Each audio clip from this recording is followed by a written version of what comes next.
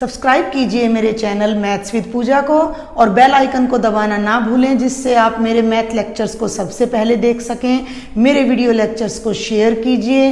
Thank you. Welcome dear students. आज हम next question करने जा रहे हैं अपने रिवीजन वीडियो में, और ये क्वेश्चन हमारा 2013 में आया हुआ है। ABCD एक समलंब है। समलंब क्या होता है? जिसकी दो भुजाएं समानांतर होती हैं और दो असमानांतर। तो ये हम एक यहाँ समलंब ड्रॉ कर लेते हैं। ये हो गया हमारा समलंब ABCD, AB और भाई C और D। कॉन्टिन्यूटी में हमने लेना होता है इनके वर्टिसेस को लगातार, ABCD। ठीक है भाई, एक समलंब है जिसमें AB DC के समानांतर है, यानी कि ये वाली भुजा इसके समानांतर है और इसके विकर्ण परस्पर O बिंदु पर प्रतिच्छेद करते हैं। तो इसके दो विकर्ण हैं BD, ठीक है भाई, और एक विकर्ण है AC जो कि O बिंदु पर काट रहे हैं। तो हमें क्या सिद्ध करना है कि AO बाय BO बराबर है CO बाय DO के, CO बाय DO। देखने में ऐसा लगता है कि हम ये आमने सामने के ट्रायंगल को लेके चलेंगे, लेकिन ऐसा बिल्कुल नहीं है। हम इसमें यूज़ करेंगे BPT यानी कि बेसिक प्रोपोर्शनैलिटी थ्योरम। तो क्या करते हैं हम कि हम एक लाइन L ड्रॉ कर लेते हैं जो कि AB के भी समानांतर है और DC के भी। L समानांतर AB और L समानांतर DC खींचो। ठीक है भाई, शॉर्ट में बता रही हूँ मैं, आप डिटेल आराम से लिख लीजिएगा। जो कि AD को E पर काट रही हैं और BC को F पर काट रही हैं। क्लियर? ये सारी बातें आप लिख लेना। अब आप देखें कि हम क्या करने जा रहे हैं। हम ऐसा करते हैं कि हम इस लाइन को यहाँ से रब कर देते हैं थोड़ी देर के लिए, और हम ये वाला ट्रायंगल ले लेते हैं। ये ट्रायंगल है बेटा हमारा ADB। ध्यान देंगे, ट्रायंगल ADB में AB और EO, देखो L है, L AB के पैरेलल है। जब L AB के पैरेलल है तो EF भी AB के पैरेलल है और EO भी AB के पैरेलल है। तो इस बात को लिख लीजिए, ट्रायंगल ADB में क्या है भाई? EO पैरेलल है AB के। और बेसिक प्रोपोर्शनैलिटी थ्योरम क्या कहती है कि यदि किसी त्रिभुज की एक भुजा के समानांतर कोई रेखा खींची जाती है तो वो अन्य दो भुजाओं को समान अनुपात में बांटती है, यानी AD बाई DB बराबर है AE बाई EQ। क्लियर? और हम इसका यूज अपने रिवीजन लेक्चर्स में कर भी चुके हैं। तो जब EO AB के समानांतर है तो DE बाई EA, ध्यान देंगे, DE बाई EA किसके इक्वल हो गई? DO बाय OB के, DO बाय OB के। इसे हम नंबर 1 दे देते हैं और ये है बेसिक प्रोपोर्शनैलिटी थ्योरम या आधारभूत आनुपातिकता प्रमेय। ठीक है भाई, इसी रिजल्ट को अब हम सेकंड एंगल से यूज़ करते हैं, और वो सेकंड एंगल क्या है ये चीज़ अब हमने समझनी है। वो सेकंड एंगल क्या है तो देखिए ज़रा। अब हम क्या करते हैं कि इस ट्रायंगल को सारे को यहाँ से रब कर देते हैं और हम केवल एक डायगोनल AC ले लेते हैं। AC हम ले लेते हैं, ये हमारा O पॉइंट है। और मैं इसको भी ब्लैक पार्ट से कर देती हूँ। तो ये वाला ट्रायंगल हमने ले लिया। क्लियर? समझ आ रहा है आपको? अब हमने ये वाला, देखो मैं कंप्लीट डायग्राम भी आपको यहाँ पर एक बार फिर से ड्रॉ कर देती हूँ। जिन बच्चों को लग रहा है कि ये क्या मिटाया जा रहा है, तो ये देखो बेटा ABCD और ये BD है, ये AC है, ये O पॉइंट है, और यहाँ से ये लाइन हमने पैरेलल खींची है जो EF पर काटती है। मैंने जो पहली बार में ट्रायंगल लिया वो ADB यानी कि AB को बेस लेकर ये ट्रायंगल लिया था, AB को बेस लेकर ये ट्रायंगल लिया था। उसमें ये लाइन बीच में आ रही है, तो अगर आप डायरेक्ट फिगर से कर सकते हैं वेल एंड गुड, नहीं कर सकते तो आप इसको रब कर दीजिए। उसके बाद अब जो ट्रायंगल मैं लेने जा रही हूँ वो मैं ADC, अब मैं DC को बेस लेकर, देखो ये वाला वाला ट्रायंगल। तो अब देखिए ट्रायंगल ADC में क्या किया हमने कि DCEO के पैरेलल है, DCEO के पैरेलल है, तो फिर से वही अन्य दो भुजाओं का अनुपात बराबर होगा। तो फिर से वही DE/EA किसके बराबर हो जाएगा, CO/OA के बराबर हो जाएगा। क्लियर। इन दोनों रिजल्ट्स को अगर हम ध्यान से देखें तो ये DE/EA, ये DE/EA, क्लियर, ये इसके इक्वल है और ये इसके। जब दोनों इक्वेशंस की लेफ्ट साइड इक्वल है तो राइट साइड भी इक्वल आएगी। तो समीकरण 1 व 2 से हमें क्या मिल जाएगा, DO/OB is equal to CO/OA।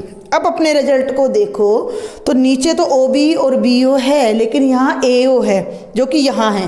Cross multiply कर दो, इस AO को यहाँ ले आओ और DO को यहाँ ले जाओ, तो ये क्या हो जाएगा, AO तो भाई नीचे से ऊपर आ गया और DO इसकी जगह चला गया। तो AO/OB बराबर है CO/DO। और ये छोटा सा रिजल्ट हमारा था जो हमने प्रूव करना था, और ये क्वेश्चन हमारा 2013 में आया था। अब हम नेक्स्ट क्वेश्चन करते हैं। हमारा जो नेक्स्ट क्वेश्चन है बेटा वो 2015 में आया है और बहुत ही फेमिलियर क्वेश्चन है, एक ऐसा रिजल्ट जिसे हम अपनी पिछली कक्षाओं से अब तक बार बार इस्तेमाल करते आ रहे हैं। पहले पढ़ते हैं क्या है। सिद्ध कीजिए कि किसी समकोण त्रिभुज के कर्ण का वर्ग, समकोण त्रिभुज के कर्ण का वर्ग अन्य दो भुजाओं के, यानी कि कर्ण को छोड़कर जो अन्य दो भुजाएं बचती हैं उनके वर्गों के योग के समान होता है। बड़ा सुना सुना लग रहा है हमें, हमने इसको कई बार यूज किया हुआ है।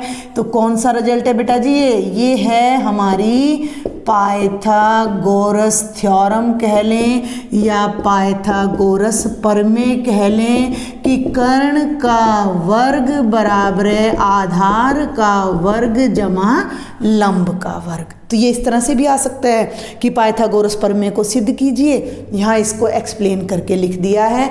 तो भाई अब हम चलते हैं इसके प्रूफ पर। हाँ देखिए, अब एक बात मैं आपको बता दूं कि जब हम कोई भी समकोण त्रिभुज बनाते हैं तो ज़्यादातर हम समकोण त्रिभुज को ऐसे ड्रॉ करते हैं। यहाँ लेते हैं 90 का एंगल, ये कर्ण आधार लंब। लेकिन अब हम इस रिजल्ट को प्रूव करने के लिए हम इस त्रिभुज को रोटेट कर लेंगे, क्लॉकवाइज रोटेट करके मैं AC को आधार के रूप में लूँगी। ठीक है भाई, और ये यहाँ हमारा 90 का एंगल आ जाएगा।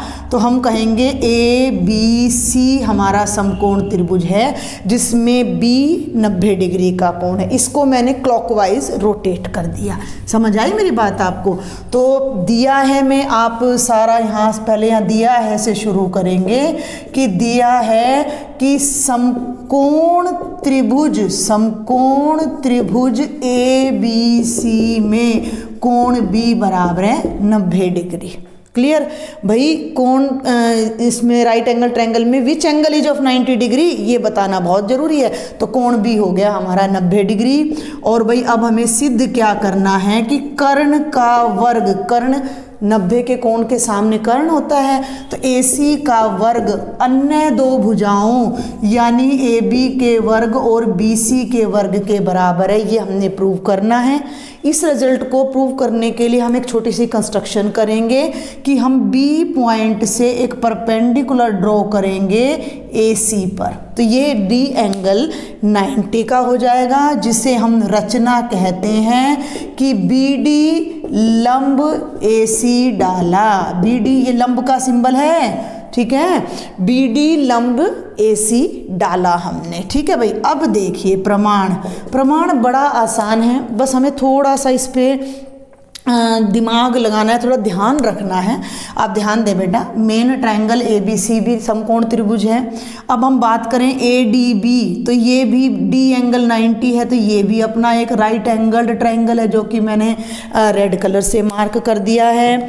और हमारा जो ट्रायंगल BDC है बेटा जी, ये भी एक राइट एंगल्ड ट्रायंगल है जिसे मैंने ग्रीन कलर से मार्क कर दिया है। तो ये 3 राइट एंगल ट्रायंगल हैं जिन्हें हम अब बारी बारी से लेते हैं। पहले हम लेते हैं ट्रायंगल ADB व triangle B C main triangle, देखो पहले हम इस छोटे ट्रायंगल को बड़े ट्रायंगल के समरूप दिखाएंगे। समकोण त्रिभुज जरूरी नहीं है हर बार समरूप हो, लेकिन क्योंकि ये तीनों ही समकोण त्रिभुज जो ये दो अंदर के त्रिभुज इस मेन त्रिभुज में बने हुए हैं, तो इनका एक एक कोण साझा है। जो ये लाल वाला ट्रायंगल है, इसका जो ए कोण है वो मेन त्रिभुज के ए कोण से मीट कर रहा है। इसके हम कहेंगे कि कोइंसिडेंस से सेम है। और ग्रीन वाले ट्रायंगल का भी जो एंगल सी है वो इसके सेम है। समझ आ रही मेरी बात आपको? इसलिए हम इनको सिमिलर प्रूव कर सकते हैं। तो ए डी बी और ए बी सी में ये ट्रायंगल हमने ले लिए। तो ध्यान दो कि जो ए डी बी एंगल है वो 90 है और मेन ट्रायंगल में जो ए बी सी है वो भी 90 है। तो angle A D B is equal to angle A B C is equal to 90 degree. और ये जो ए एंगल है ये main triangle A B C में भी है और छोटे ट्रायंगल में भी है। तो ये हमारा कॉमन एंगल हो गया, जिसे हम साझा कोण कह सकते हैं। और जब दो त्रिभुजों के दो कोण बराबर आ जाते हैं तो हम इसे कौन सा नियम बोलते हैं? ए समरूपता नियम से ट्रायंगल ए डी बी समरूप हो गया ट्रायंगल ए बी सी के। कोई बड़ी बात नहीं है। और जब दो ट्रायंगल समरूप हैं तो उनकी संगत भुजाओं का अनुपात बराबर होगा। तो ध्यान दें, A D by A B बराबर है, सेकंड पहले दो को उठाया, फिर लास्ट वाले दो को उठाया, D B by B C, और फिर फर्स्ट थर्ड को। ये मैंने आपको बता रखा है। ए डी की कंपैरिजन ये मैं आपको बता चुकी हूँ पहले भी कई बार। ए डी बी और ए बी सी ले रहे हैं, इन दोनों की पेयर करते हैं, फिर इन दोनों का करते हैं और फिर इन दोनों का करते हैं। ठीक है, तो ये हमारी जो है साइड्स की रेशो सेम आ गई। इनमें से हमने एक पेयर उठाना है। पेयर मीन्स दो रेशो को हमने उठाना है। थोड़ा अपने रिजल्ट पे ध्यान दें कि ये है हमारा result, A C square is equal to A B square जमा बी सी स्क्वेयर। इन तीनों में से जो भी रिजल्ट यहाँ बन पा रहा हो, जो दो बार आ रहा हो, तो दो बार ए बी आ रहा है तो फर्स्ट और लास्ट को पिक कर लीजिए आप। ए बी यहाँ है और ए बी यहाँ है, क्रॉस मल्टीप्लाई करोगे ए बी स्क्वेयर बन जाएगा। तो A D by A B बराबर है A B by A C. Clear? आर पार गुणा कर दो, इसको तो यहाँ ले आओ, ए डी गुणा ए सी, और ए बी को उधर ले जाओ, ए बी गुणा ए बी। तो ये हमारा क्या परिणाम बनता है बेटा? ये मैं गलत लिख गई, ए बी गुणा ए बी आएगा भाई ये। तो ए बी की गुणा तो बनेगी ए बी का स्क्वायर, और ये बनेगा ए डी गुणा ए सी। इसे हम इक्वेशन नंबर 1 नाम दे देते हैं। ठीक है भाई, ये एक परिणाम हमारे पास आ गया। अब हम राइट वाला जो ग्रीन ट्रायंगल है उसको पिक करते हैं और उसको भी हम मेन ट्रायंगल के समरूप सिद्ध करते हैं। ट्रायंगल बी डी सी व ट्रायंगल ए बी सी में। ये सारी बातें अब मैं डिटेल में नहीं लिखूंगी, जैसे हमने यहाँ लिखा है वैसे ही आपने यहाँ लिखना है। इस हरे ट्रायंगल में और इस बड़े ट्रायंगल में क्या मैच कर रहा है? इस हरे ट्रायंगल का तो ये वाला एंगल 90 है और मेन का एंगल बी, इसका नाम डी यानी बी डी सी है, इसका नाम ए बी सी है। तो angle B D C is equal to angle A B C 90 degree. और सी एंगल दोनों में कॉमन आ जाता है, कारण लिख दीजिएगा। फिर ये लिख दीजिएगा ए समरूपता नियम से ट्रायंगल बी डी सी समरूप हो गया ट्रायंगल ए बी सी के। और जब ये दोनों ट्रायंगल भी समरूप हो गए तो इनकी भी संगत भुजाओं का अनुपात बराबर होगा। तो B D by A B बराबर है D C by B C बराबर है बी सी बाय ए सी। इसमें फिर पेयर उठा लीजिए। तो बी सी दो बार आ रहा है, इनको ले लेना। तो बी सी को बी सी से करोगे तो ये बनेगा बी सी स्क्वेयर, और जब इन दोनों को करोगे तो ये बनेगा ए सी गुणा डी सी। ठीक है भाई, AC गुणा DC और BC BC की गुणा हो गई BC स्क्वायर। इसकी तरह अलग अलग करके फिर करना है। तो ये बन गई इक्वेशन नंबर 2। थोड़ा ध्यान दें, ये AB का स्क्वायर है, ये BC का, ये हमने जो प्रूव करना है उसमें भी AB का स्क्वायर और BC का दोनों को ऐड किया हुआ है। तो यहाँ 1 और 2 को भी आप ऐड कर दीजिए। लेफ्ट में लेफ्ट साइड ऐड कर दीजिए, AB square plus BC square. AB square किसके बराबर है? AD गुणा AC के, AD गुणा AC के। और ये किसके बराबर है भाई? AC गुणा DC के। क्लियर? अब इन दोनों टर्म्स में जो ये AC है ये कॉमन है, तो बेटा AC को बाहर ले लो। तो अंदर क्या बचा? AD भाई जमा AC को कॉमन ले लिया तो DC। देखो AC बाहर गया तो AD बचा, AC बाहर गया तो DC बचा। ब्रैकेट में क्या बचा? AD जमा DC, AD जमा DC किसके बराबर है? AC के। तो ये बन गया AC गुणा AC यानी AC का square. And this was the result जो हमने प्रूव करना था। लेफ्ट साइड में हमारा क्या था? AB square plus BC square is equal to AC square. और यही हमने प्रूव करना था और यही हमारी पाइथागोरस थ्योरम है। Let's do the next question. बेटा ये वाला क्वेश्चन हमारे चैप्टर नंबर 6 का लास्ट क्वेश्चन है, जो कि प्रीवियस ईयर एग्जाम्स में आया हुआ है। यदि दो समरूप त्रिभुजों का क्षेत्रफल बराबर है तो सिद्ध करो कि वे सर्वांग सम होते हैं। जो मेन बात है आप उन्हें अंडरलाइन कर लिया कीजिए कि समरूप त्रिभुज, दो समरूप त्रिभुज हैं और उनका क्षेत्रफल बराबर है। ठीक है भाई, हमने दो ट्रायंगल बना लिए। आप दिया है, सिद्ध करना है, ये सब आप अच्छे से एक्सप्लेन करके आएंगे एग्ज़ाम में कि क्या दिया है, क्या सिद्ध करना है। ये ABC हो गया मान लीजिए और ये DEF हो गया। तो हमें दो बातें दी गई हैं कि ट्रायंगल ABC सिमिलर है ट्रायंगल DEF के। तो इससे रिलेटेड जो भी रिजल्ट्स हमें पता है उन्हें नोट कर लो। ठीक है भाई, क्या पता है हमें कि अगर दो त्रिभुज समरूप हों तो उनकी संगत भुजाओं का जो अनुपात होता है वो हमेशा बराबर होता है और उनके जो संगत कोण होते हैं वो भी हमेशा बराबर होते हैं। ठीक है भाई, ये दोनों बातें हमने यहाँ नोट कर ली। आप इसे दिया है मैं लिख सकते हो, बिना दिया है सिद्ध करना है कि भी आप इसे प्रूव कर सकते हो कि क्योंकि त्रिभुज ABC DEF के समरूप है। तो ये दो रिजल्ट हो गए। क्लियर? दूसरी बात हमें क्या दे रखी है कि इनका क्षेत्रफल भी बराबर है। तो हम इस बात को ऐसे लिख लें कि एरिया ऑफ ट्रायंगल ABC बराबर है एरिया ऑफ ट्रायंगल DEF के। क्लियर?